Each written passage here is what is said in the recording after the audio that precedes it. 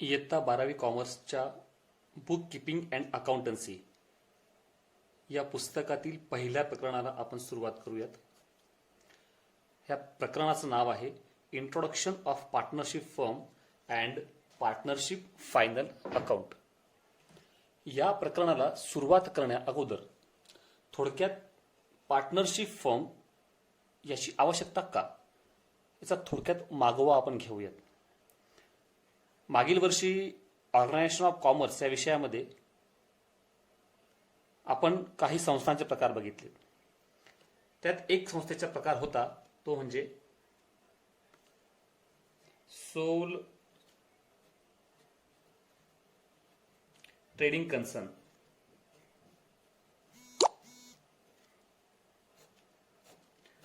याचाच अर्थ असा होतो एकल व्यापारी संस्था.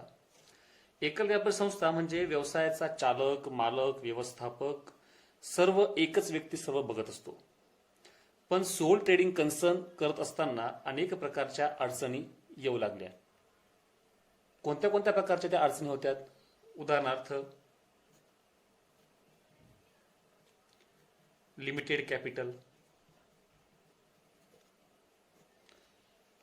Absence of specialisation,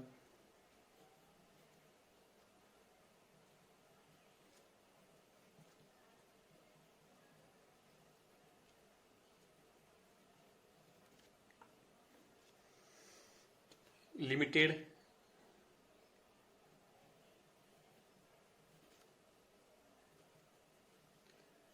management skill,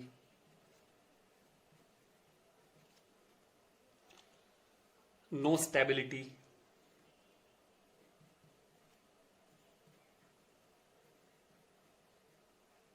अशा अनेक प्रकारच्या अडचणींना एकल व्यापारी संस्था अर्थात सोल ट्रेडिंग कन्सर्नला सामोरं जावं लागायचं.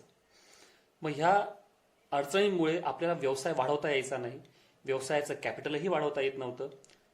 मॅनेजमेंट स्किल जे लिमिटेड एकच व्यक्तीकडे असतील त्यांचा वापर करून आपल्याला व्यवसाय करावा लागायचा आणि व्यवसायामध्ये स्थैर्य मिळत नव्हतं. मग या सर्व अडचणींवर मात करण्याकरता, भांडवल वाढविण्याकरता, मॅनेजमेंट स्किल्स वाढविण्याकरता नवीन व्यवसायाचा उदय झाला, तो म्हणजे पार्टनरशिप फर्म.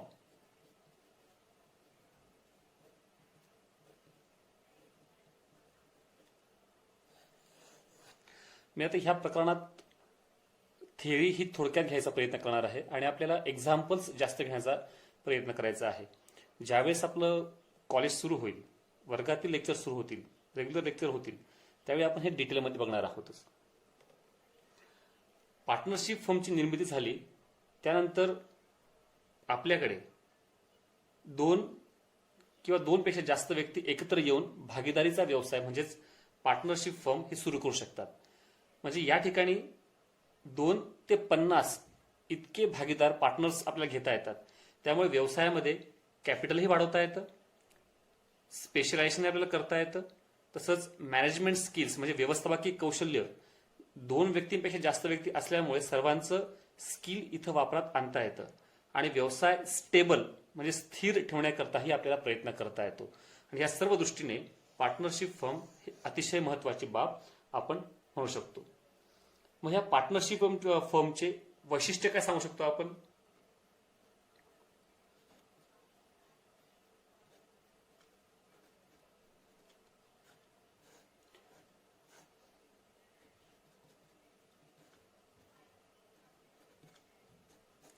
पार्टनरशिप फर्मचे वैशिष्ट्य जर पहिलं बघितलं आपण ते म्हणजे ॲग्रीमेंट.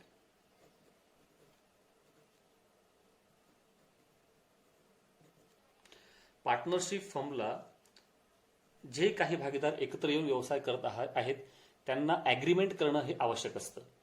करार हा त्यांच्यात झाला पाहिजे. भविष्यात कुठल्याही प्रकारचे डिस्प्यूट्स होऊ नयेत याकरता हे ॲग्रीमेंट आवश्यक असतं. तसंच दुसरा मुद्दा आहे तो म्हणजे नंबर ऑफ पार्टनर्स.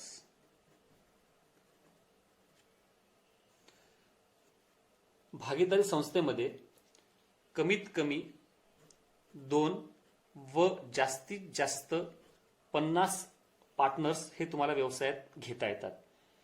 हे लिमिट आहे. पूर्वीच्या काळी कमीत कमी 2 आणि जास्तीत जास्त 20 अशी संख्या होती, पण 2013च्या नवीन बदलत्या कायद्यानुसार 50 सभासदांपर्यंत आपल्याला पार्टनर्स घेता येतात. तिसरं वैशिष्ट्य आहे, फीचर्स आहे ते म्हणजे लॉफुल बिझनेस.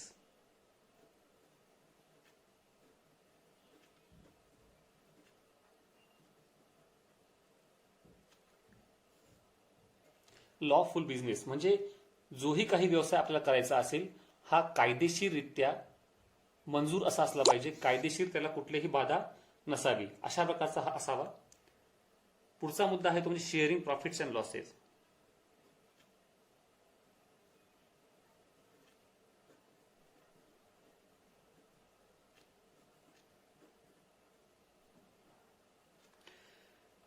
ज्यावेळेस भागीदार सर्व एकत्र येतात त्यावेळी ते आधी ठरवून घेतात की आपल्यामध्ये व्यवसाय करत असताना जर नफा झाला किंवा तोटा झाला तर कशा प्रकारे आपण ह्या नफ्या आणि तोट्याचं वाटप करणार आहोत याचं त्यांनी आधीच त्यांच्या करारामध्ये ॲग्रीमेंटमध्ये नमूद केलं असतं. जर असं कुठल्याही प्रकारचं त्यांनी नमूद केलं नसेल तर त्यांना नफा व तोटा हा समसमान प्रमाणात वाटावा लागतो.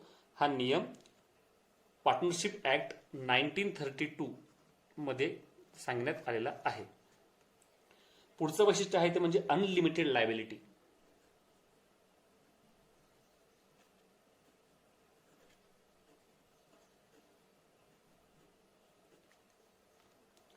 म्हणजे भागीदारांची जबाबदारी लायबिलिटी ही कशी असते तर अनलिमिटेड असते. आता अनलिमिटेड म्हणजे जर देणी फेडण्याची गरज आली आणि अशा वेळी भागीदारीचा फंड पैसा कॅपिटल जर कमी पडत असेल तर त्यांची वैयक्तिक मालमत्ता विकूनही त्यांना हे जबाबदारी पूर्ण करावी लागते. म्हणून इथे भागीदारांची जबाबदारी लायबिलिटी ही अनलिमिटेड अमर्यादित अशी असते. त्याच प्रकारे रजिस्ट्रेशन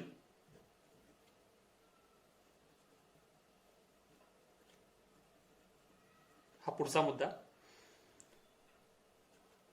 भागीदारी संस्थेचं रजिस्ट्रेशन करणं तसं पाहायला गेलं तर संपूर्ण भारतामध्ये सक्तीचं नाहीये, पण महाराष्ट्रामध्ये 1 एप्रिल 2005 पासून 1 एप्रिल 2005 पासून मात्र महाराष्ट्रामध्ये भागीदारी संस्थेची नोंदणी करणं हे सक्तीचं करण्यात आलेलं आहे. आणि शेवटचं वैशिष्ट्य आपण बघू शकतो ते म्हणजे डिझॉल्युशन.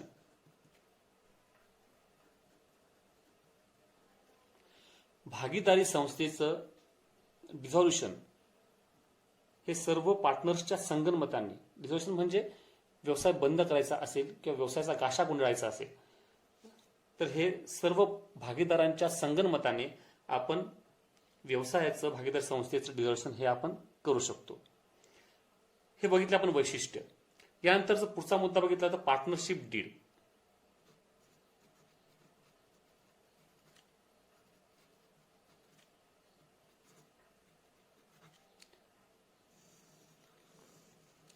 म्हणजेच भागीदारीचा करार. यामध्ये अनेक गोष्टी समाविष्ट असतात. यामध्ये व्यवसायाचं नाव, व्यवसायाची जागा, एकूण पार्टनर्स किती आहेत, त्या पार्टनर्सची नावं, त्यांचे पत्ते, अशा अनेक प्रकारच्या मुद्द्यांना या पार्टनरशिप डीडमध्ये आपण स्थान दिलं असतं. त्याच प्रकारे पार्टनर्सला आपल्याला सॅलरी द्यायची आहे किंवा नाही, पार्टनर्सला कोणाला कमिशन द्यायचं आहे किंवा नाही, पार्टनर्समध्ये नफा व तोटा यांचं वाटपाचा रेशो काय असणार आहे, ड्रॉइंग जर घेतल्या तर त्यावर तर इंटरेस्टचा रेट काय असणार आहे, अशा अनेक प्रकारच्या मुद्द्यांचा शिरकाव या पार्टनरशिप डीडमध्ये केलेला असतो की जेणेकरून भविष्यामध्ये कुठल्याही प्रकारच्या अडचणी येऊ नयेत आणि जरी आल्यात तर आपल्या करारामध्ये आपण जे काही नमूद केलं आहे त्यानुसार आपण त्या सहज कायदेशीररित्या सोडवू शकतो. याकरता पार्टनरशिप डीड हे अतिशय महत्त्वाचं असं डॉक्युमेंट आहे.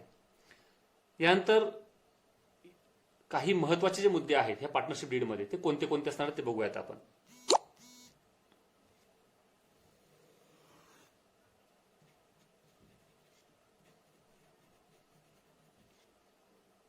Importance of partnership form.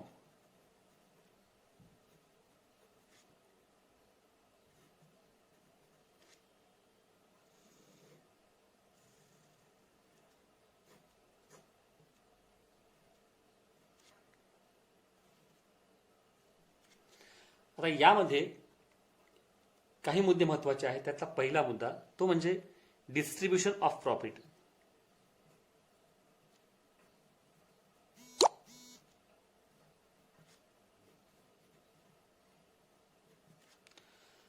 भागीदारीच्या तुमच्या करारामध्ये जर तुम्ही नमूद केलं असेल की तुमच्यामध्ये नफ्याचं किंवा तोट्याचं वाटप कोणत्या रेशोने करायचं, तर आपण त्या रेशोनुसार आपण ह्या नफ्याचं वाटप करू शकतो. पण जर पार्टनरशिप डीडमध्ये तसं कुठल्याही प्रकारे आपण नमूद केलं नसेल तर आपल्याला नफा किंवा तोटा हा समसमान प्रमाणात वाटावा लागतो. तसंच interest on drawings.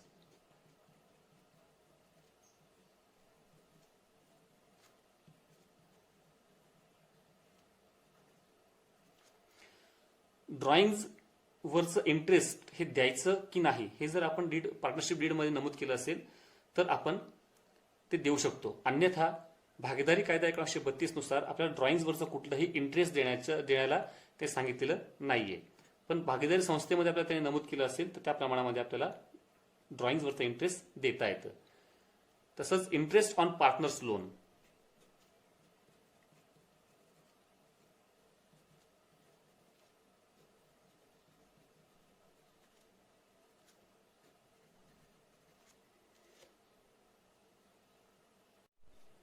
Interest on partners लोनचा विचार केला तर यामध्ये जर भागीदारी करारात तुम्ही कुठली नोंद केली नसेल तर 6% दराने आपण त्यांना फक्त पार्टनर्स लोनवरती इंटरेस्ट आपण देऊ शकतो.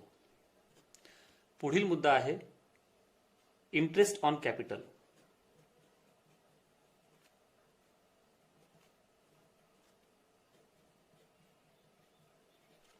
यामध्येही भागीदारी करारामध्ये आपण जर नमूद केलं असेल तर कॅपिटलवरती भांडवलावरती किती प्रमाणात व्याज द्यायचं तर त्याप्रमाणे आपण व्याज देऊ शकतो. अन्यथा भागीदारी कायदा 1932 नुसार कुठल्याही प्रकारचं व्याज हे भांडवलावरती देता येत नाही. तसेच सॅलरी और कमिशन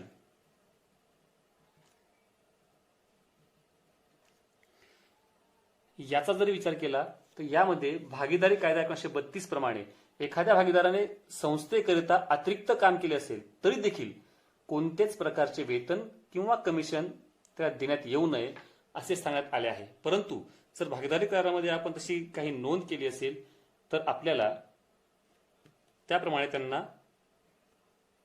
वेतन आणि दलाली म्हणजे सॅलरी आणि कमिशन हे आपण त्याला देऊ शकतो. आता याच्या पुढील मुद्दा जो येतो तो मुद्दा आपल्याला बघायचा आहे तो म्हणजे मेथड्स ऑफ कॅपिटल अकाउंट.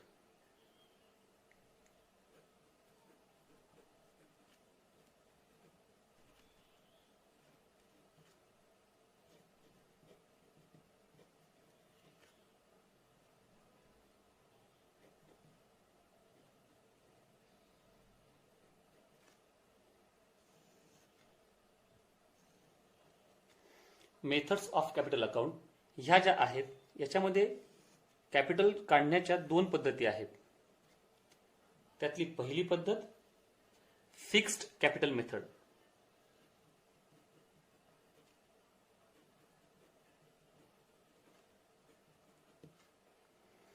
आणि दुसरी पद्धत आहे ती म्हणजे फ्लक्च्युएटिंग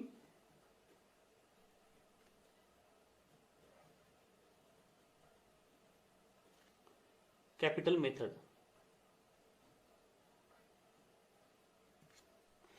ह्या 2 पद्धतींचा अवलंब केला जात असतो.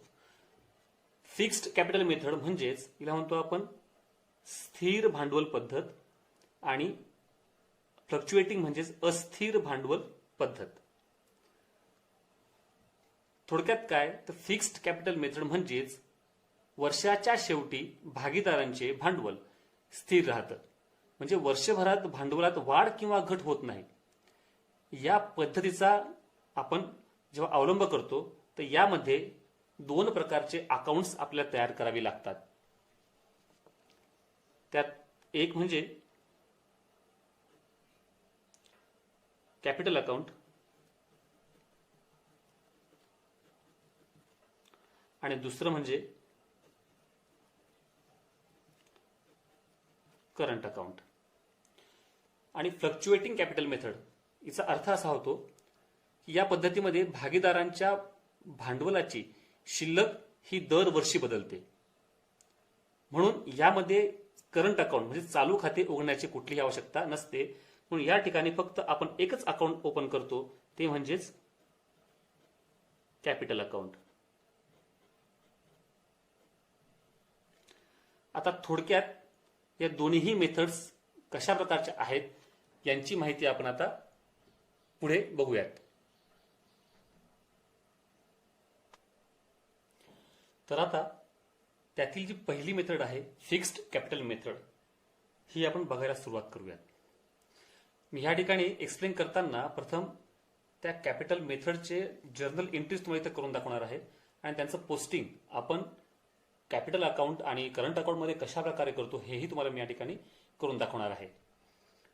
तर आपण सुरू करूयात. Journal entries.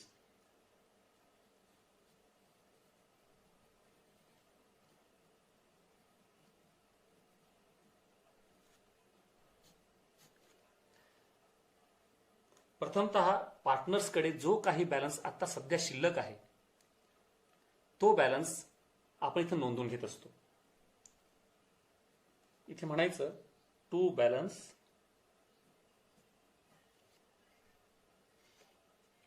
जो प्रथमतः बॅलन्स त्यांच्याकडे आहे तो पहिले लिहून घ्यायचा बाय बॅलन्स ब्रॉट डाऊन. पार्टनर्सकडे आधीचे जे काही बॅलन्स असेल तो इथे आपण मांडून द्यायचा आहे. त्यानंतर जर वर्षभरामध्ये पार्टनर्सने नवीन कॅपिटल आणलं असेल तर त्याची एंट्री आपण काय करणार, तर त्याची एंट्री आपण करणार आहोत cash or bank account debit to partners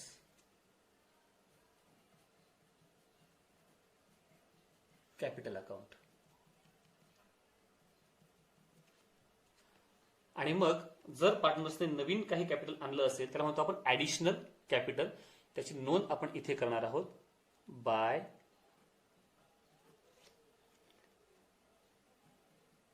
cash और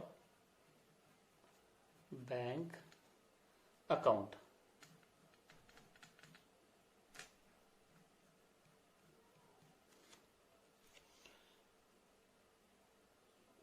त्याची narration being additional capital introduced into the business. Then समजा पार्टनर्सने ऍडिशनल कॅपिटल आणण्याच्या ऐवजी त्यांनी ऍसेट आणली असेल तर एंट्री काय होईल, तर इथं फक्त कॅश आणि बँकच्या ऐवजी काय येईल asset account debit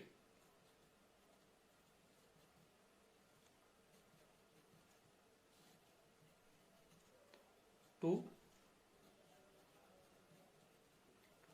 partners capital account.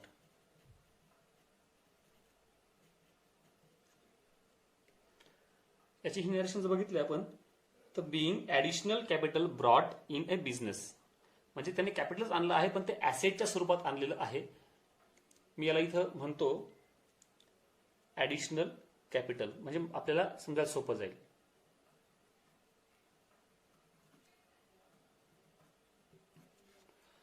आणि इथे म्हणूयात आपण बाय ऍसेट अकाउंट, त्यांनी ऍडिशनल कॅपिटल आणलेलं आहे ऍसेट म्हणून.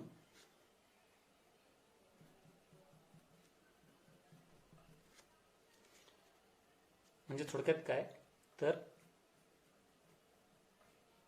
कॅपिटल इन काइंड अशा प्रकारची नोंद आपण याच्यामध्ये करणार आहोत.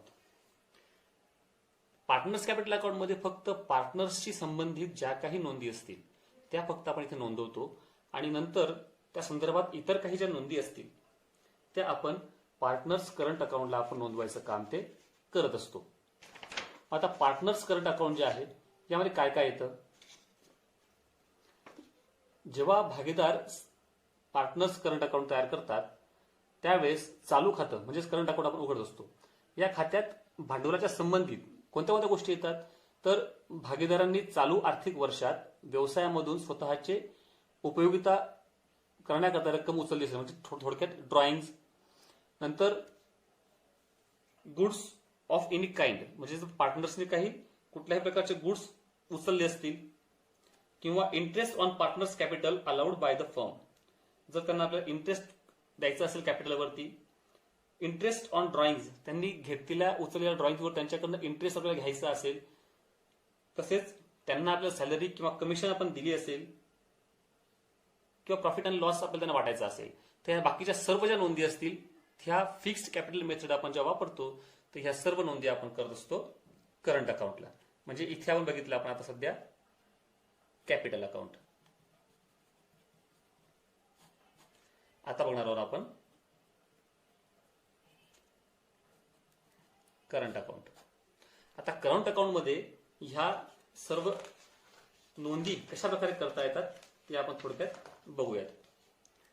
त्यातलं पहिलं आहे, समजा interest allowed on partners capital. पार्टनर्सच्या कॅपिटलवरती जर आपण इंटरेस्ट अलाउड केलं असेल म्हणजे त्यांना आपण इंटरेस्ट देऊ केलं असेल तर त्याची एंट्री काय होईल.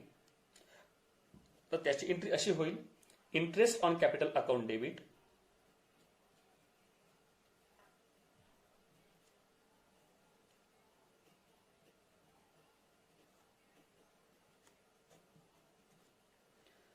To partners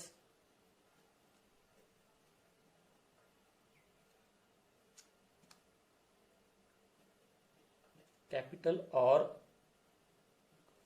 current account. याचे नॅरेशन येईल being interest due on capital. म्हणजे कॅपिटल वरती आपल्याला यांच्याकडनं त्यांना आपण इंटरेस्ट दिला आहे. मग याची नोंद जेव्हा आपण करतो तेव्हा ती नोंद कशी करायची असते. प्रथमतः आपण जर त्यांचा करंट अकाउंटचा काही बॅलन्स असेल तर तो बॅलन्स आपण पहिले घेऊन घेऊया. जर त्याचा डेबिट बॅलन्स दिला असेल उदाहरणामध्ये तर आपण तो पहिले घेऊया. टू बॅलन्स ब्रॉट डाऊन, हा तुमचा समजा डेबिट बॅलन्स असेल तर आपण तो इथं नोंदवून घेऊया. ही सर्व माहिती आपल्याला उदाहरणात त्यांनी आधीच दिलेली असते. बाय जर त्यांनी आपल्याला पार्टनर्सचा करंट अकाउंटचा क्रेडिट बॅलन्स दिला असेल तर तो आपण ह्या ठिकाणी नोंदवायचा आहे. इथं म्हणतो आपण credit balance.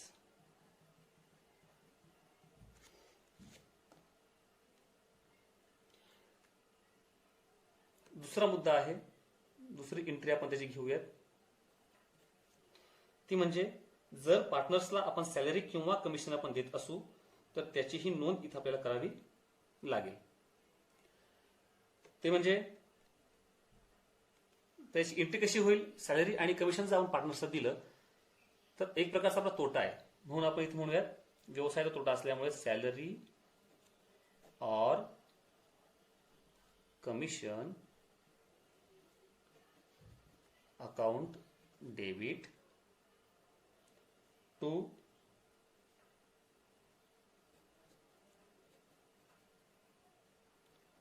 Partners capital or current account. याची नॅरेशन अशी येऊ शकते, being salary or commission due for account.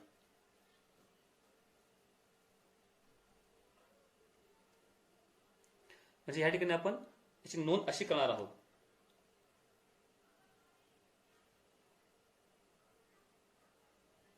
Sorry, प्रथमतः याची नोंद करायची बाकी आपण ती करून घेऊयात. Interest on capital account debit to partners capital or current account याची नोंद इथं आपण केली पाहिजे. By interest on capital. त्यानंतर आपण सॅलरी आणि कमिशन जर आपण दिलं असेल पार्टनर्सला तर बाय सॅलरी अकाउंट याच्या आपण वेगवेगळ्याही एंट्र्या करू शकतो. By commission account.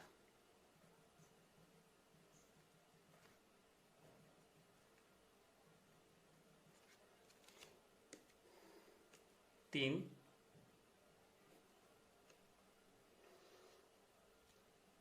Cash or goods taken over by the partners for their personal use. आपल्याला माहित आहे की पार्टनर्सने जर स्वतःच्या वापराकरता जर काही गुड्स किंवा पैसे व्यवसायातून उचलले असते तर आपण म्हणतो ड्रॉइंग्स. हा पण एक प्रकारचा आपल्या व्यवसायाचा तोटाच आहे. आपल्याला नियम माहितीच आहे, debit all expenses and losses. आणि ड्रॉइंग्स हे आपलं पर्सनल अकाउंट आहे. Debit the receiver and credit the giver.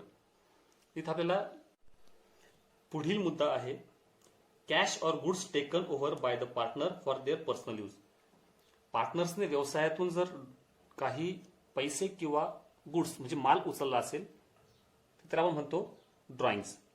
म्हणजे व्यवसायातून पार्टनर्सकडे माल गेला आणि आपल्या व्यवसायाचा माल हा कमी झाला, पैसे किंवा माल कमी झाला, त्याची एंट्री काय होईल, debit the receiver and credit the giver.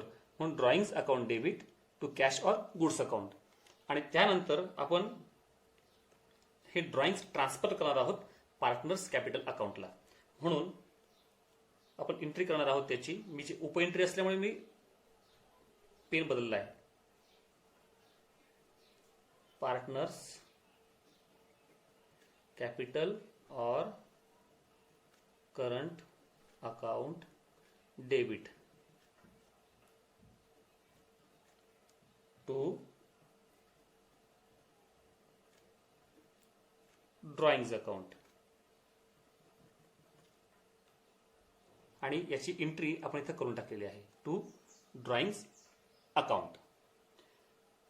समजा ह्या पार्टनर्सने घेतलेल्या ड्रॉइंग्स वरती जर आपल्याला इंटरेस्ट द्यावा लागला, म्हणजे इंटरेस्ट ऑन ड्रॉइंग्स, तर याची एंट्री काय होईल, तर याची एंट्री होईल partners current account or capital account debit.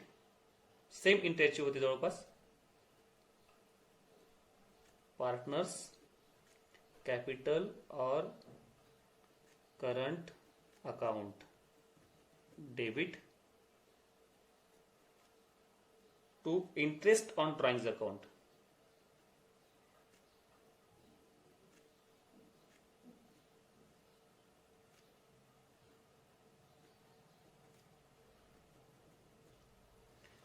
म्हणजे इथेही पार्टनर्स कॅपिटल अकाउंटला डेबिट असल्यामुळे त्याच्या डेबिटला जाईल टू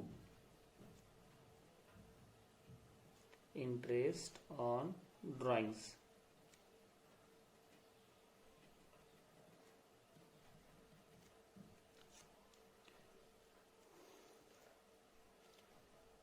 यानंतर जर नेट प्रॉफिट आणि नेट लॉस आपल्याला आला असेल तर तो कशा प्रकारे ट्रान्सफर करायचा तेही आपण याच्यामध्ये बघूया. समजा नेट प्रॉफिट आपल्याला आला असेल तर तो नेट प्रॉफिट आपण पार्टनर्सच्या कॅपिटल अकाउंटला किंवा करंट अकाउंट आपण जो ट्रान्सफर करतो तो बघूयात. Profit and loss account,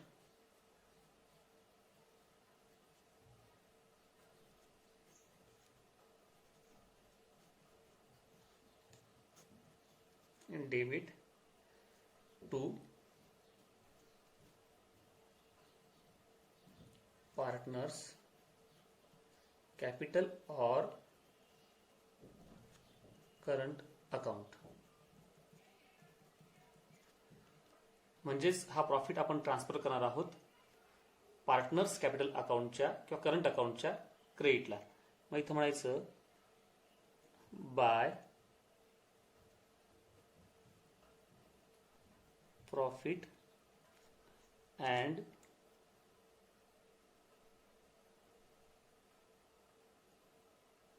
loss account.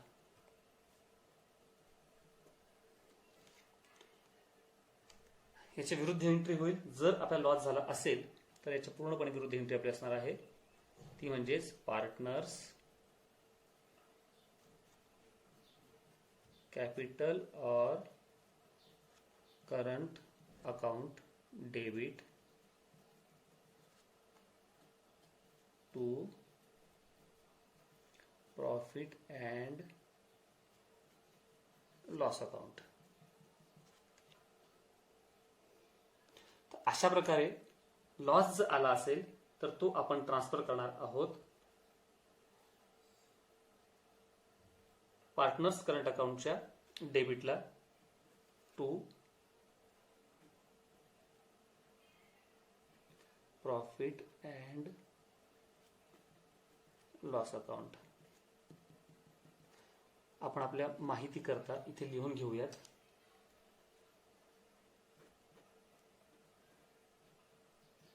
Profit आणि इथे आपण लिहूयात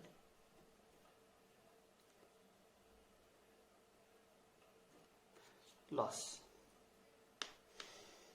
आता तुम्हाला प्रश्न पडला असेल की बऱ्याच एंट्रीज मध्ये मी इथं नमूद केलं आहे ते म्हणजे आपण बघतोय एंट्री करंट अकाउंटच्या, पण मी इथं नमूद केलं आहे capital account, capital account, capital account, इकडे सुद्धा कॅपिटल अकाउंट. असं का? तर मी जवळपास ह्या एंट्र्या एकाच वेळी करून दाखवल्या आहेत, कारण ज्यावेळेस आपण फ्लक्च्युएटिंग कॅपिटल मेथड वापरतो तर त्यावेळी आपण करंट अकाउंट तयार करत नाही. तर अशा वेळी आपण हेच दोन अकाउंट एकत्र करून कंबाईन आपलं एकच अकाउंट तयार करतो, ते म्हणजे पार्टनर्स कॅपिटल अकाउंट. मग त्याही ठिकाणी आपल्याला ह्याच सर्व जर्नल एंट्रीज उपयोगात आणायच्या असतात. आणि ह्या ज्यावेळेस आपण हे सगळं क्लोज करतो, अकाउंट क्लोज करतो, तर त्यावेळी जो काही बॅलन्स इथं आपला येईल तो बॅलन्स आपल्याला नोंदवायचा आहे या ठिकाणी. टू बॅलन्स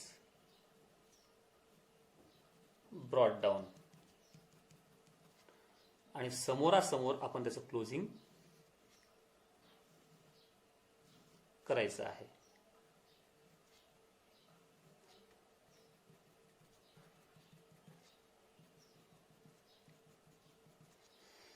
आणि नंतर आलेला बॅलन्स फक्त इकडे आपल्याला ब्रॉट डाऊन करून घ्यायचं. सॉरी, इथं माझं चूक झाली, तर कॅरेट डाऊन घेतलं पाहिजे. बाय बॅलन्स इथे ब्रॉट डाऊन आलं पाहिजे होतं.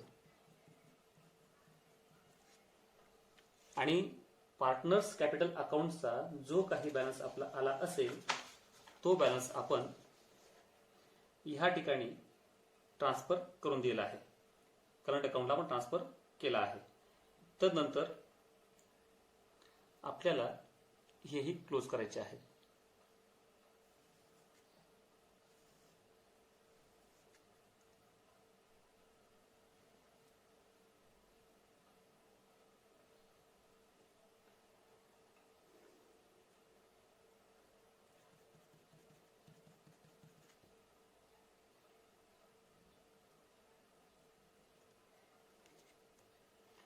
यामध्ये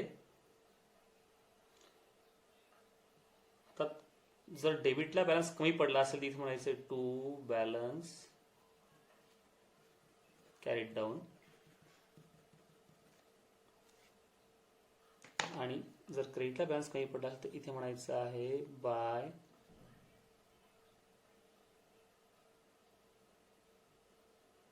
कॅरीड डाऊन.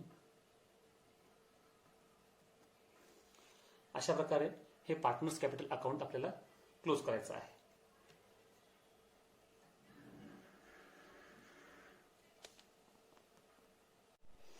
थोडक्यात जर आपल्याला पुन्हा एकदा बघायचं असेल तर पार्टनर्स कॅपिटल अकाउंट आपण हे जे तयार करतो तर हे तयार करण्यामागचा उद्देश याच्यामध्ये फक्त कॅपिटल संदर्भातल्या ज्या काही घडामोडी असतील वर्षभरात त्या आपण नोंदवत असतो. उदाहरणार्थ आपल्याकडे असणारं आधीचं कॅपिटल, जर वर्षभरात काही नवीन कॅपिटल आपण पैशांच्या स्वरूपात आणलं असेल तर ते, आणि जर आपण काही कॅपिटल ऍसेट स्वरूपात आणलं असेल तर ते, फक्त ह्या तीनच गोष्टी या ठिकाणी येत असतात. आणि आलेला बॅलन्स आपण क्रेडिट साईडला दाखवत असतो. तसंच करंट अकाउंटला जर बघितलं तर डेबिट साईडला, डेबिट बाजूला फक्त तीन महत्वाचे मुद्दे येत असतात. त्यांचा करंट अकाउंटचा बॅलन्स असेल तर तो आपण देत असतो. त्या व्यतिरिक्त ड्रॉइंग्स म्हणजे त्यांनी काही पैशांची किंवा ऍसेटची उचल केली असेल पार्टनर्सने तर ती, त्याच्यावरचं ड्रॉइंग्स, आणि जर प्रॉफिट झाला असेल तर तो या ठिकाणी आपण नोंदवत असतो. आणि जे जे काही आपले खर्च आहेत, जे जे काही आपले तोटे आहेत, हे सर्व आपण बघा इथे पार्टनर्स करंट अकाउंटच्या क्रेडिटकडे गेलेलो आहोत. इंटरेस्ट ऑन कॅपिटल म्हणजे पार्टनर्सने जे कॅपिटल टाकलं आहे त्यावरचं इंटरेस्ट आपल्याला द्यावं लागतंय. सॅलरी, पार्टनर्सला आपण सॅलरी देतो आहोत बाय कमिशन, आणि जर लॉस झाला असेल तोही आपण इथे नोंदवतो. इतक्याच गोष्टी या ठिकाणी क्रेडिट साईडला येत असतात. त्यामुळे हे दोन्हीही अकाउंट तयार करणं आपल्याला सहज शक्य आहे. आपली दुसरी मेथड आहे ती म्हणजे fluctuating capital method. Fluctuating capital method म्हणजे अस्थिर भांडवल पद्धत म्हणतो आपण तिला. आपण बघितलं की या पद्धतीमध्ये भागीदाराच्या भांडवलाची शिल्लक ही दरवर्षी बदलते. चालू खातं उघडण्याची यामध्ये गरज नाही. फ्लक्च्युएटिंग कॅपिटल मेथडमध्ये आपण फक्त कॅपिटल अकाउंटच ओपन करत असतो आणि यामध्ये सर्व काही मुद्दे आपण कव्हर केले आहेत. म्हणजे कॅपिटल अकाउंट जे बघितलं आपण फिक्स्ड कॅपिटल मेथडमध्ये जे आपण कॅपिटल अकाउंट आणि करंट अकाउंट अशी दोन्हीही अकाउंट तयार करतो आणि त्या माध्यमातून आपण सर्व नोंदी करतो. त्याची इथं आवश्यकता नसल्या कारणाने आपण इथे फक्त कॅपिटल अकाउंट तयार करतो आणि यामध्ये कॅपिटल अकाउंट आणि करंट अकाउंट या दोन्हींच्याही नोंदी एकाच ठिकाणी करतो. उदाहरणच पाहायचं झालं तर ह्या ठिकाणी बघूयात की बघा पार्टनर्स कॅपिटल अकाउंटच्या डेबिटला balance carried down, drawings account, interest on drawings account, profit and loss account आणि बॅलन्स कॅरीड डाऊन. इथे बघा कॅपिटल अकाउंटला balance brought down debit balance, drawings account, interest on drawings account, profit and loss account आणि balance carried down. म्हणजे ज्या नोंदी इथे आपण बघितल्या ह्या सर्व नोंदी म्हणजे पार्टनर्स कॅपिटल अकाउंट आणि करंट अकाउंटच्या डेबिटच्या नोंदी कंबाईन आपल्याला इथे एकाच ठिकाणी बघायला मिळत आहेत. तसंच पार्टनर्स कॅपिटल अकाउंट आणि पार्टनर्स करंट अकाउंटच्या नोंदी जर बघितल्यात तर balance brought down, cash or bank account म्हणजे additional capital, by asset account, capital in kind. तसंच बॅलन्स ब्रॉट डाऊन करंट अकाउंटचा बॅलन्स नसल्यामुळे असे हे येऊ शकत नाही. Interest on capital, salary account, commission account आणि प्रॉफिट अँड लॉस अकाउंट म्हणजेच प्रॉफिट आणि बॅलन्स कॅरीड डाऊन. तर हे दोन्हीही पार्टनर्स कॅपिटल अकाउंटची क्रेडिट साईड आणि करंट अकाउंटची क्रेडिट साईड हे दोन्ही जर प्लस केली तर आपण याची एकत्रित नोंद आपण फ्लक्च्युएटिंग कॅपिटल मेथडमध्ये इथे आपण करताना दिसत आहे. By balance brought down, cash account, additional capital, by interest on capital account, by salary account, by commission account, by profit and loss account हे सर्व या ठिकाणी आपल्याला नोंदवता येतात. म्हणजेच काय थोडक्यात बघितलं तर ह्या दोन्हीही अकाउंट जे आपण फिक्स्ड कॅपिटल मेथडमध्ये वापरली आहेत ही एकत्रितरित्या आपल्याला फ्लक्च्युएटिंग कॅपिटल मेथडमध्ये ही दोन्ही अकाउंट आपल्याला एकत्र करायची आहेत. म्हणूनच मी ह्या ठिकाणी जेव्हा जर्नल एंट्रीज करून दाखवल्यात तर ह्या एंट्रीज करत असताना मी बऱ्याच ठिकाणी कॅपिटल अकाउंट आणि करंट अकाउंट हे शब्द वापरले आहेत. ऍक्च्युअल फिक्स्ड कॅपिटल मेथडमध्ये आपल्याला कॅपिटल अकाउंट वापरायची गरज नाही, पण जर आपण फ्लक्च्युएटिंग कॅपिटल मेथड वापरू त्यावेळेस आपल्याला सर्व नोंदी ह्या कुठे असणार आहेत तर कॅपिटल अकाउंटला ह्या नोंदी आपल्याला करायच्या असणार आहेत. तर अशा प्रकारे आपण फिक्स्ड कॅपिटल मेथड आणि फ्लक्च्युएटिंग कॅपिटल मेथड या दोन्हीही मेथड या ठिकाणी बघितलेल्या आहेत. आणि आता ह्या पद्धतीनुसार आपण एक्झाम्पलही सॉल्व्ह करून बघूयात.